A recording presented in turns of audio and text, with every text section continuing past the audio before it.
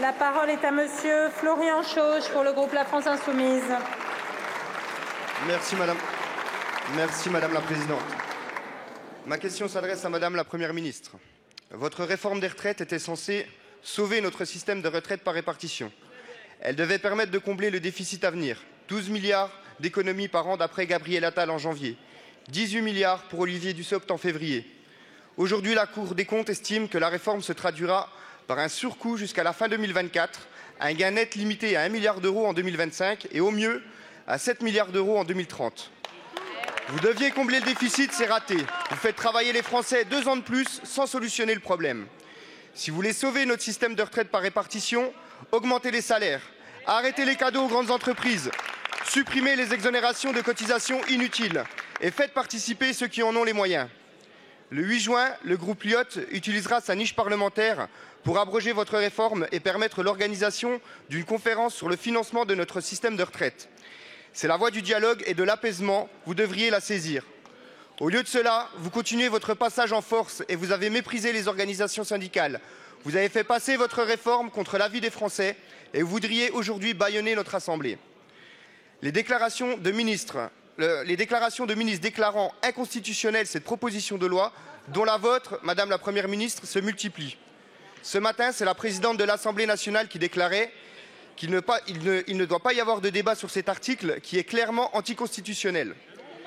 Ne vous en déplaise, ni les membres du gouvernement, ni vous, Madame la Présidente, n'êtes aptes à juger de la constitutionnalité de cette proposition de loi. D'ailleurs, vous l'avez jugée recevable il y a quelques semaines. Votre peur de voir notre Assemblée voter l'abrogation de la réforme des retraites vous conduit aux pires excès. Il faut savoir raison garder. Le président de la Commission des finances a jugé la proposition de loi recevable. Nous devons maintenant débattre de cette proposition de loi et voter. D'ici là, les Français manifesteront mardi prochain pour vous dire encore une fois leur opposition à cette réforme. Et nous verrons jeudi 8 quel est l'avis de l'Assemblée nationale. Merci beaucoup, mon cher collègue. La parole est à monsieur Olivier Dussopt, ministre du Travail, du Plein Emploi et de l'Insertion. Merci Madame la Présidente. Monsieur le député Chauche, monsieur le député, vous avez donné lecture d'une partie des éléments du rapport annuel de la Cour des comptes sur la loi de financement de la sécurité sociale. En réalité, monsieur le député, ce texte et ce document de la Cour des comptes devraient vous satisfaire.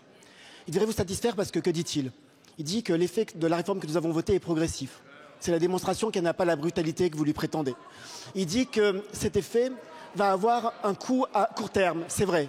C'est la traduction, dès le mois de septembre, de la revalorisation des petites retraites, de la meilleure prise en compte des carrières longues, de l'ouverture de la retraite progressive. Ça aussi, vous devriez vous en satisfaire.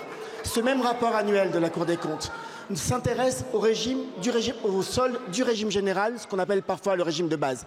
Si vous aviez lu le rapport dans son intégralité, vous verriez que lorsqu'on regarde cela, tout régime confondu, l'équilibre financier est bien au rendez-vous.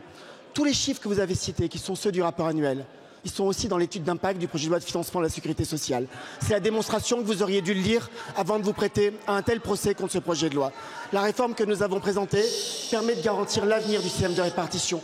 La proposition de loi que vous voulez voter le mettrait à mal. Nous allons continuer à nous opposer à cette mauvaise proposition de loi. Elle est aussi irrecevable qu'irresponsable et c'est tout le sens du débat qu'on aura dans les prochains jours.